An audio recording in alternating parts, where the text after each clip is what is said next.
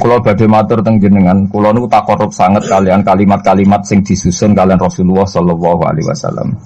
Terus ngeten maknane mizan iki. Mizan itu wonten kalih, timbangan ada kalih. Timbangan pembanding. Jadi misalnya saya punya amal buruk banyak.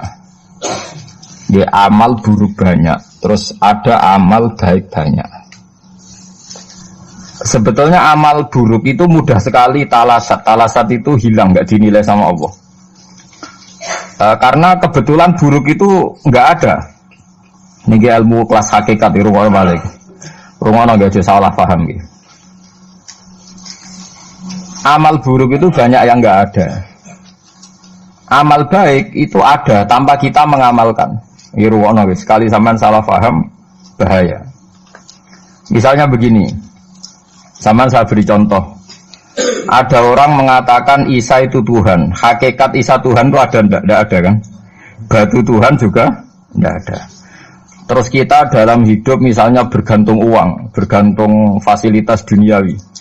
Sebetulnya hakikat makan makanan, minuman bisa menopang kehidupan kita ya tidak ada juga. Karena makanan itu ya makhluk yang fana. Ilmu yang diciptakan manusia itu ya makhluk yang sama-sama fana. Yang hakikat ada yang tidak mungkin hilang abadal abad selamanya lama, meskipun nanti setelah akhirat selesai pun itu hanya la ilaha illallah, bahwa yang berperan, yang aktif, yang al-fa'ilul mukhtar, pelaku sejarah, pelaku apa saja hanya Allah Subhanahu wa ta'ala. Sehingga kenapa ini kelirunya orang Khawarij? Sehingga kenapa orang yang dalam hidupnya pernah meyakini la ilaha illallah secara ikhlas dan benar. Saya ulang lagi. Satu kali pun orang dalam hidup pernah meyakini la ilaha illallah secara ikhlas dan benar. Itu mbok atusan tahun ning nggone neraka, tetap nanti itu masuk swarga. Mergo kebatilan yang ia lakukan itu dianggap tidak ada. Kenapa dianggap tidak ada? Memang hakikat kebatilan itu tidak ada. Yang ada adalah la ilaha illallah. Itu enak nglakoni barang batil. Barang batil itu tidak ada. Makanya disebut dalam Quran qul ja'al haqqu wa ma yubti'ul batilu wa ma yu'id. Yang ada di dunia dan akhirat itu hanya barang hak. Yaitu Allah itu wujud, Allah itu pemeran utama, Allah itu segala-galanya. Lainnya itu barang batil. Barang batil itu barang yang enggak ada tapi oleh manusia yang salah dianggap apa? Ada. Nah, sehingga barang batil ini sekali Allah menghendaki kalimat la ilaha illallah itu sampean baca secara ikhlas, itu barang-barang batil yang pernah kita lakukan itu otomatis hilang. Tanpa dihilangkan pun barang itu tidak pernah ada. Itu disebut barang apa? Disebut barang apa? Batil. Makanya di sebagian ayat disebut bal naqdhifu bil haqqi 'alal batili fayadmaghuhu fa idza huwa zahid. Niki ilmu kelas tinggi. Sehingga kenapa orang-orang kafir yang menyembah batu, menyembah Isa nanti masuk neraka? Sebetulnya Allah itu memasukkan mereka ke neraka itu hanya karena Allah ingin bilang gini tok. Sudah ya kamu di neraka saja. Kamu kan menuhankan batu, menuhankan Isa, ya silahkan minta tolong Tuhan kamu, itu saja. Artinya andikan mereka betul-betul yang dituhankan itu Tuhan, Allah juga senang kalau itu menjadi rival. Dia menjadi rival Tuhan maksudnya, yang bisa menselamatkan.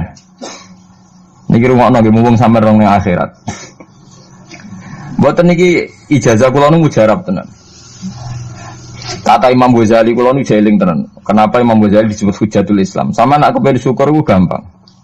Duit ra duwe, utang wakeh, jatuh tempo, bojo wani, anak kecewa di bapak kowe, terus mentek ngamek kowe. Niku jari Imam Ghazali kena sekarang nikmat moroe kuburan. Moro kuburan terus kamu berkeyakinan bahwa semua yang sudah mati itu sangat-sangat berkeinginan hidup meskipun hanya 1 jam. Wong sak donya mulai Nabi Adam nganti saiki kabeh berharap dihidupkan lagi meskipun 1 jam karena ingin membenahi kalimat tauhid la ilaha illallah. Lah kowe iku jek urip. Kowe iku jek urip. Berarti wong sak miliar-miliar sing wis mati iku iri mbek kowe, mergo kowe jek urip.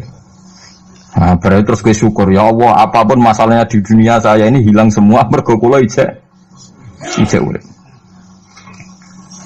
Kula baleni malih. Dengan demikian kowe muni alhamdulillah aku fasih. Piye wae kowe iku duwe nikmat rupa-rupane urip yang sangat diingini oleh Firaun sekalipun, oleh Namrud, oleh Qarun, orang-orang miliarder dulu, itu sangat berkeinginan sing jenenge urip.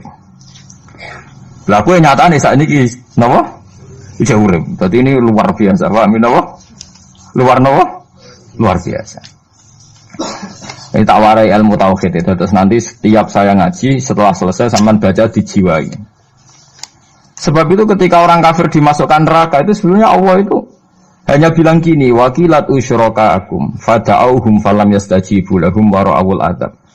Tidak apa-apa kamu sekarang masuk neraka, kamu tidak menuhankan saya. Kamu minta tolong sama Tuhan kamu. Nah, ketika demikian kita pernah menuhankan yang paling ekstrim tentu menuhankan Yesus atau menuhankan batu, menuhankan dewa-dewi, atau mungkin Tuhan di bawah itu ya kita menuhankan uang, menuhankan sebab, menuhankan jabatan macam-macam sehingga mengalahkan Tuhan sejati Allah. Terus mereka minta Tuhan-Tuhan itu supaya menolong. Walhasil akhir cerita itu wadolla anhum ma kanu yaftarun wadolla ankum ma kuntum tasubun wadolla anhum ma kanu yaftarun. Itu di Quran diulang-ulang dengan beberapa redaksi. Akhirnya hilang apa yang kalian kira ada. Oke, akhirnya hilang apa yang kira kalian ada. Misalnya kita mengatakan bahwa hidup itu harus makan, harus minum. Ternyata nanti di akhirat tanpa makan, tanpa mikun orang hidup. Makanya itu hebatnya ulama, hebatnya ahli sunnah, hebatnya nabi. Nabi itu orang mukmin itu dilatih. Kalau lesu ya makan, kalau ngantuk ya tidur. Tapi kita diajari ada makhluk hidup yaitu malaikat yang tidak makan, tidak tidur.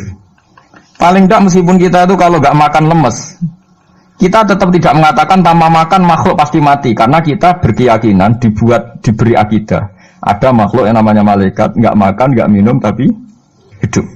Sehingga meskipun kita mengalami kalau nggak makan itu mati, tapi tetap menyisakan satu keyakinan bahwa makan itu tidak syarat hidup. Buktinya malaikat nggak makan, hidup. Paling tidak dengan keyakinan itu kita tidak mendewa-dewakan harus makan. Nah, itu cara-cara Nabi mengajarkan kita. Paham gitu. Terus ini saya ulang-ulang. Makanya disebut wadolla anhum. Apa yang mereka kira ada itu dari awal tidak ada. Ya, apa yang mereka dikira ada nanti di akhirat tidak ada. Lah sing ada itu tetap nopo alhamdulillah. Makanya ketika nanti orang masuk surga da'wahum fiha subhanakallahumma wa tahiyyatuhum fiha salam wa akhiru da'wahum alhamdulillahi rabbil alamin. Ini penting kula aturaken. Terus sakjane salah niku ora dikepenak. Itu sebabnya kenapa orang yang kafir mulai cilik sampai tua ketika meh mati kok nglafadzna la ilaha illallah, satu kalimat ini akan menghapuskan kekafiran di masa lalu. Kenapa kok bisa hapus? Karena kekafiran yang masa lalu itu omong kosong semua. Ya toh mengatakan Isa Tuhan ya omong kosong, malaikat Tuhan ya omong kosong. Ini omong kosong semua. Barang itu kalau hakikatnya kosong hilang karena ada bukti memang tidak benar. Itu kan gampang untuk menghilang. Itu padha karo wong mending ngene. 3 miliar ambek 3 miliar.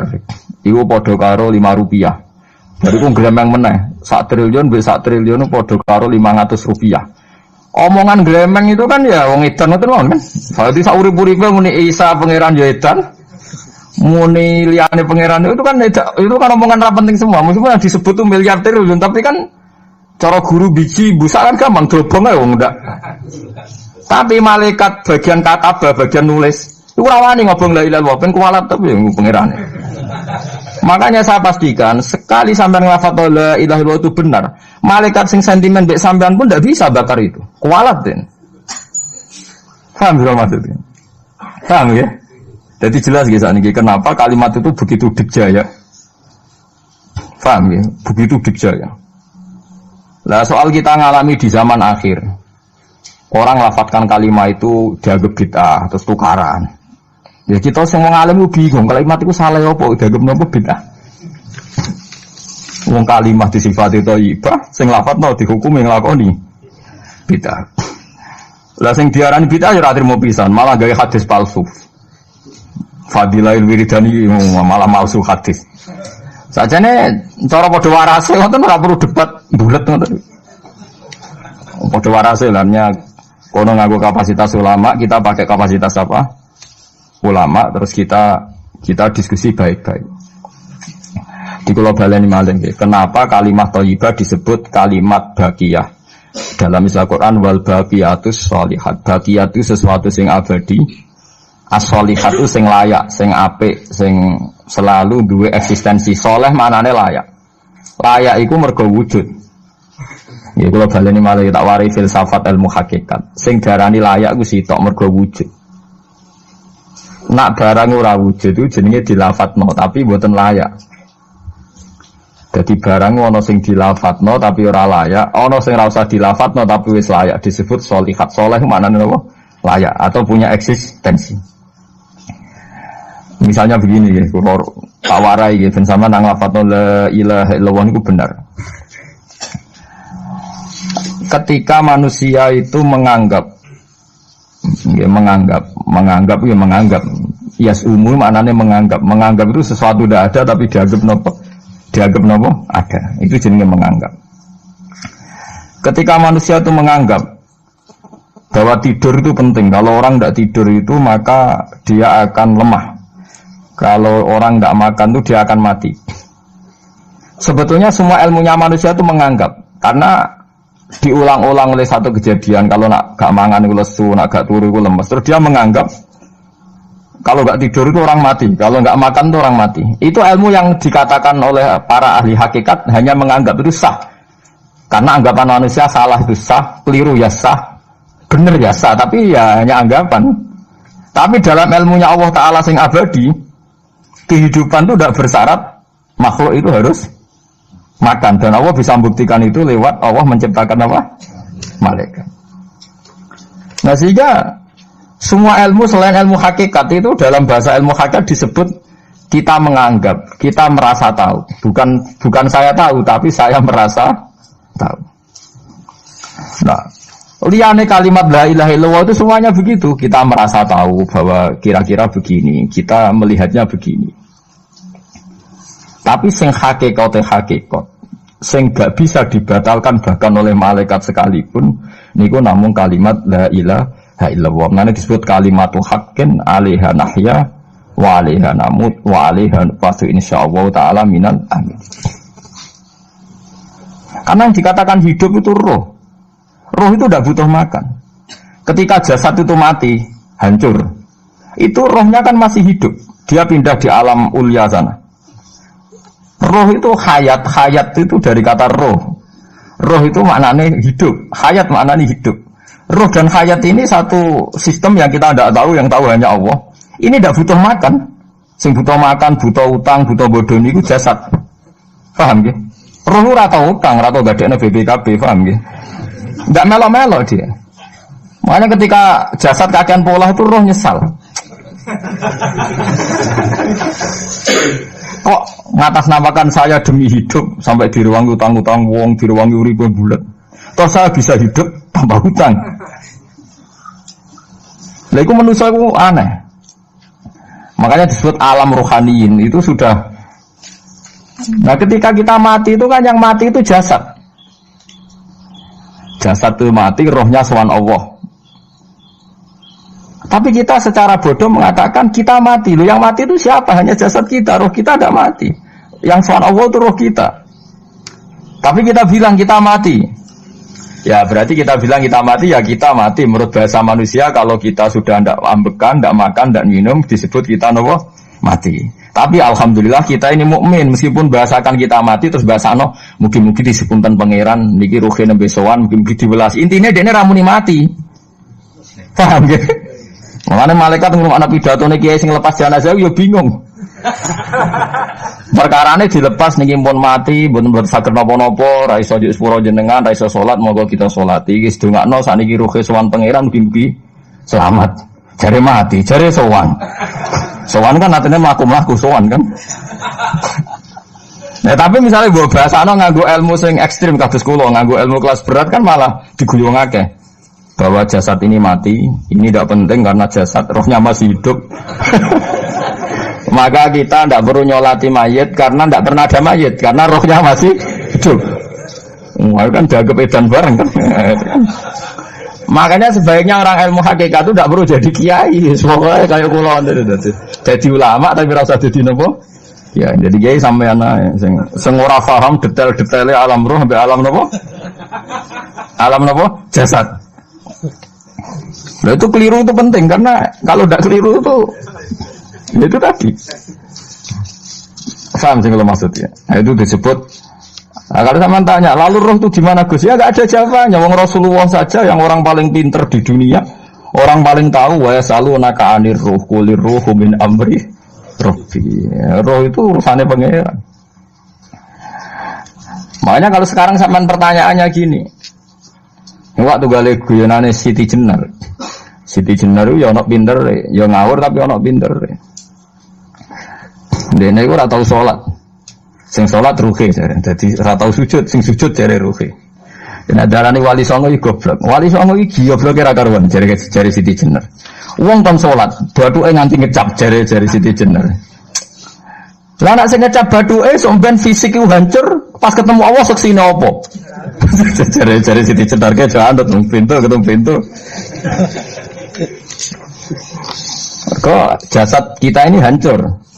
Misalnya kayak ngandalo batuk ngecap, jasad ini kan hancur. Sing mbok sowan pangeran rohem. Roh iku wis kon sujud ae ora usah awam. Lah akhire nak wae salat terus meneng ae jare wis salat. Sing ada teng pintu-pintu ni. Nah sing mung syariat terangno ora iso.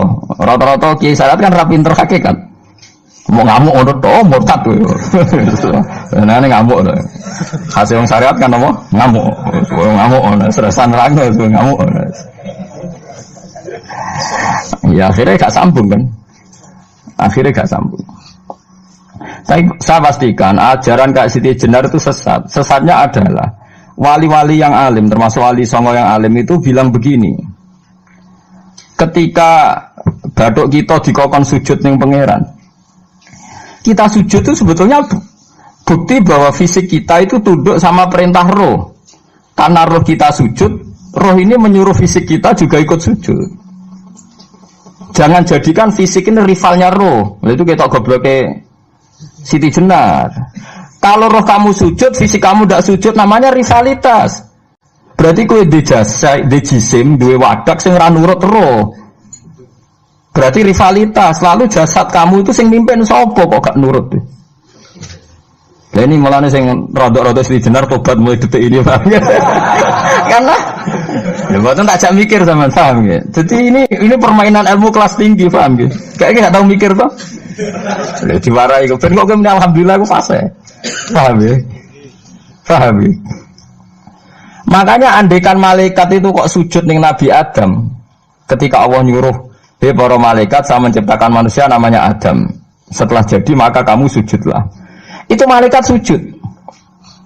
Sujudnya malaikat bukan karena nganggap Nabi Adam itu Tuhan atau makhluk yang istimewa, enggak, karena perintah Allah disuruh sujud. Malaikat enggak perlu tanya maknanya sujud ke Adam itu apa, enggak perlu. Pokoknya karena Allah nyuruh ya sujud. Paham ya? Setan pakai rasional, ngapain sujud Adam? Musuh bodoh-bodoh makhluk. Mulane ana aliran sing sesat malah darani malaikat sama iblis itu tauhidnya tinggi iblis. Karena malaikat diuji disuruh sujud sama Adam, makhluk mau, terjebak dia sama permainan Tuhan. Apa itu? Dari malaikat terjebak tes-tesane pangeran. Iblis luwih pinter perkara nek ra gelem sujud. Berarti dekne mau gelem sujudnya namun kalian Allah. Lha kok ono sesat kok. Wong kok nganggur nganti ngono, maksudnya mikire kok ngono. Mulane sing do diutang dosa luwih apik timbang sing dipikiran ngene iki, paham ya? Paham ya? Jadi malaikat terjebak permainan Tuhan, dites gak lulus ya.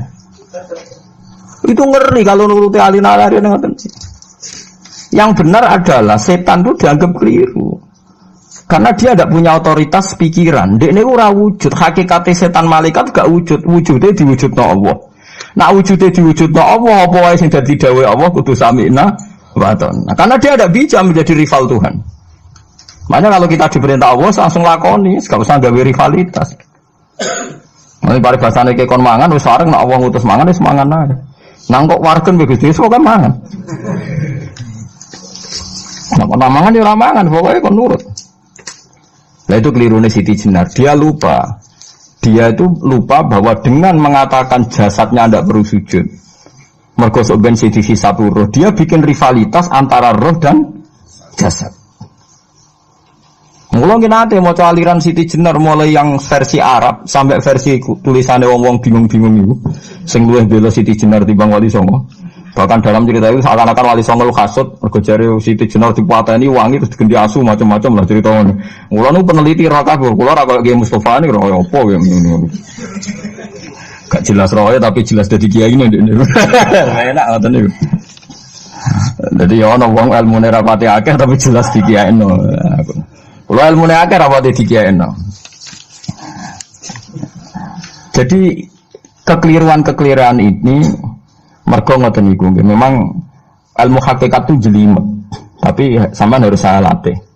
Piye sampean ngaji ning kene yo suwi tuwa supaya kenal sithik-sithik. Jadi lah nanti makanya nanti menghilangkan barang batil itu mudah sekali.